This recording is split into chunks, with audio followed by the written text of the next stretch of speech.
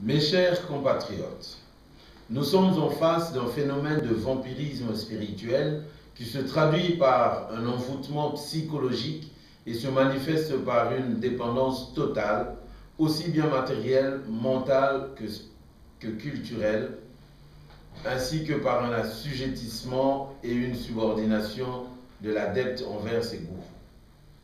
Leur conscience ayant été instrumentalisée par ces puissances, les leaders africains obéissent aveuglément aux ordres qui leur sont dictés de l'extérieur.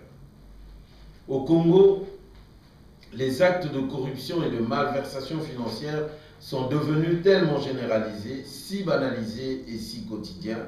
Ils touchent aussi profondément toutes les institutions, tous les services et tous les organes de l'État que tout le pays semble avoir été privatisé au seul bénéfice de ses dirigeants.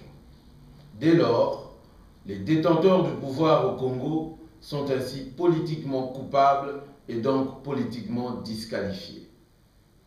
La naissance et la gestion de tout État obéissent à une cause, à une rationalité, à une moralité, à une aspiration et à des ambitions spécifiques et non à des origines familiales, à la fortune ou à la position sociale. La politique, idéalement, a toujours été conçue comme un service et voire comme une servitude. Par contre, au Congo, pays créé au départ à la fin du XIXe siècle par le roi Léopold II, un roi étranger, pour des causes, des aspirations et des intérêts également étrangers au peuple congolais, la pratique politique a été galvaudée par la nomenclatura et les oligarques, profanée et désacralisée et réduite par eux à une simple opportunité d'assouvir le besoin personnel de pouvoir, d'honneur, de privilèges, de célébrité et d'accumulation de vulgaires richesses matérielles. Le pouvoir coutumier au Congo a bien saisi le danger de céder à cette tentation. Il évite de commettre une erreur aux conséquences funestes dont le Congo pâtit jusqu'à ce jour, en procédant par initiation, en soumettant les candidats désireux d'exercer une fonction publique à un processus initiatique qui développe en eux les valeurs morales et les qualités humaines requises dans la conduite du destin d'une communauté. Pour diriger un État, la sagesse sied bien mieux que l'intelligence. C'est d'ailleurs la première vertu enseignée aux futures reines et aux rois, aux impératrices et aux empereurs avant l'irruption de la colonisation et jusqu'à ce jour. Mon pays demeure en effet la seule nation au monde à avoir vu le jour sous le statut de propriété privée d'un roi étranger avant que le monarque ne soit contraint de céder son bien. Quant à l'entité étatique congolaise actuelle, elle fonctionne encore jusqu'à ce jour sur le modèle de l'État indépendant du Congo. Dès lors qu'il s'agisse de l'armée, de la police, des services de renseignement et de sécurité, et même de l'administration, tout l'appareil de l'État au Congo opère comme une force d'oppression au service des détenteurs du pouvoir. Dans le même temps, l'État congolais fonctionne comme une prison à ciel ouvert dont les Congolais ne disposant d'aucune parcelle de pouvoir sont les pensionnaires. L'addition de tous ces renoncements aboutit au spectacle désolant d'un pays aux immenses potentialités économiques, aux fabuleuses richesses minières, mais qui est obéré par des dettes dont les 60 millions d'habitants vivent actuellement de l'aumône internationale et ne survivent que grâce à un système de mendicité institutionnalisé. La facilité avec laquelle les Congolais demandent qu'on leur donne gratuitement tout ce dont ils ont besoin fait partie d'un réflexe imprimé dans la culture populaire. C'est la loi du moindre effort qui refuse tout progrès et toute innovation. La responsabilité du peuple congolais se remarque également dans la déliquescence des mœurs, la polygamie et la polyandrie, les bureaux comme ils les appellent, ont des conséquences funestes sur l'équilibre des ménages, l'éducation des enfants et la stabilisation et la stabilité sociale et politique. Et ce phénomène se retrouve malheureusement dans toute la classe politique.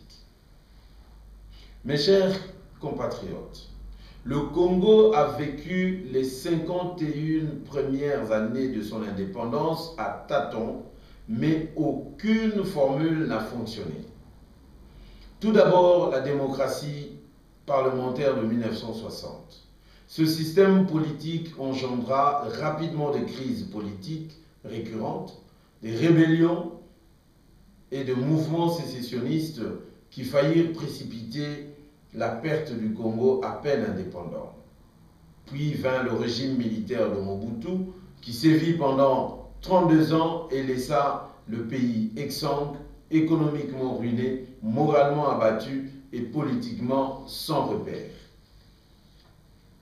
Quant au régime présidentiel issu des élections de 2006, il n'a pas réussi à restaurer la paix ni à assurer la sécurité des personnes et des biens, notamment dans les deux provinces du Nord et du Sud Kivu, ni à relancer l'appareil économique. Prévues en décembre 2011, les prochaines élections, si jamais elles ont lieu, ne pourront opérer aucun miracle. Elles risquent seulement d'apporter la preuve que la solution de la tragédie congolaise ne se trouve pas dans des recettes conventionnelles concoctées dans des officines à l'étranger, Paris, Bruxelles, Londres ou Washington. Mais alors quoi? Et où se trouve la clé de l'énigme de ce pays? Mes chers compatriotes, après un éloignement qui dure depuis plus de 125 ans, il est temps que les chefs coutumiers reviennent dans le jeu du pouvoir. Ils devront occuper le centre de l'arène sans pour autant remettre en cause les acquis de l'État dans ses frontières internationales ni dénoncer ses attributs modernes. Des pays africains comme le Botswana, le Lesotho, mais aussi le Royaume d'Angleterre avec ses lords doivent leur stabilité grâce au pouvoir exercé par leurs chefs coutumiers.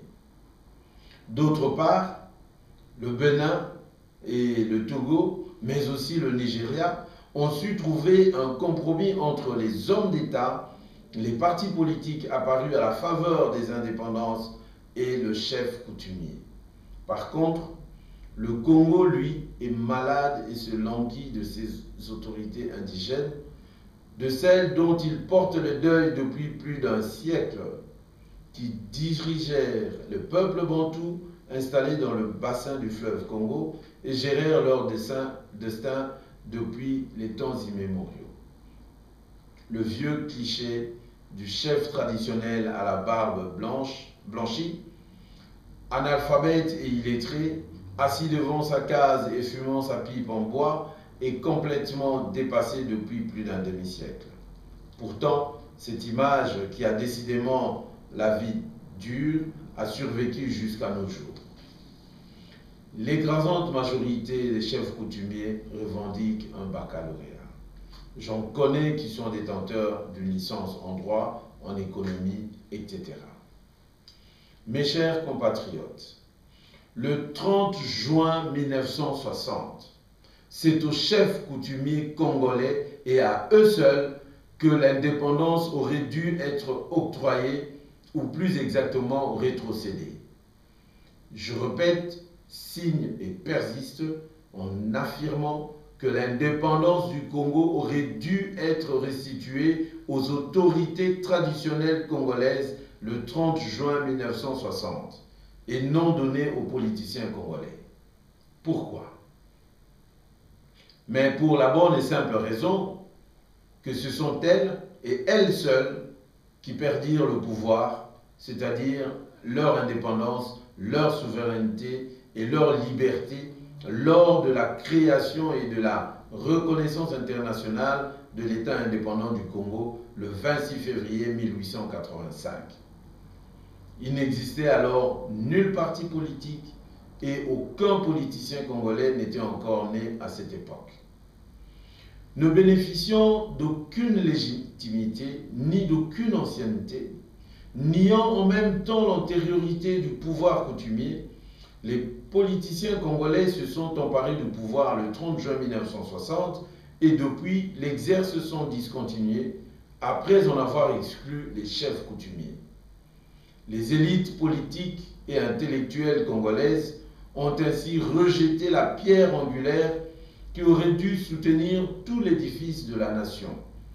Elles se sont rendues coupables d'un crime sous forme d'un acte de captation et de détournement de pouvoir pour les Congolais que les Congolais n'ont pas fini d'expier. Soit noté en passant, ce n'est même pas la Belgique qui aurait dû octroyer l'indépendance du Congo, mais les vrais propriétaires du Congo belge. D'où la question que je me pose et que devrait se poser chaque Congolais. Qu'est-ce qui a été donné exactement le 30 juin 1960 aux politiciens congolais? Autrement dit, qu'ont-ils reçu de la part de la Belgique? S'était-il s'agit d'une véritable indépendance ou d'une sinistre farce et d'un simulacre d'indépendance? Rappelez-vous de cette phrase célèbre prononcée par le général belge Janssens: après l'indépendance égale avant l'indépendance. Et vous aurez la réponse à cette interrogation. À la lumière de ce nouveau schéma mental, toute l'histoire, toutes les tragédies du Congo, toutes les souffrances du peuple congolais reçoivent une explication nouvelle, rationnelle, cohérente, globale et satisfaisante, parce que cette grille d'analyse épuise toutes les questions et résout la totalité des énigmes qui se sont accumulées sur le chemin de notre pays et sous les pas des Congolais. Il en sera ainsi tant que les nouveaux maîtres du Congo ne se rendront pas compte de leur outrage, tant qu'ils refuseront de s'humilier et qu'ils ne se résoudront pas à faire amende honorable. Il y va de la survie même de la République démocratique du Congo et des Congolais. J'en appelle donc à un nouvel ordre politique au Congo-Kinshasa, avec la création de la Chambre des chefs coutumiers comme nouvelle institution dont les pouvoirs, les fonctions et les prérogatives sont proposés dans mon site personnel à l'adresse www.bocomba.com. Le rôle que pourraient jouer nos chefs coutumiers en tant qu'institution est d'une importance capitale pour la survie de notre Congo. À titre d'exemple, si le recensement de la population congolaise avait été confié aux chefs coutumiers, le préalable qui fait cruellement défaut à l'organisation des élections depuis 2006 aurait été résolu. Mes chers compatriotes, j'ai dit, et je vous remercie de l'attention que vous avez bien voulu m'accorder. Vive nos chefs coutumiers, que nos ancêtres entendent nos supplications, que Dieu bénisse la République démocratique du Congo et son peuple. Merci.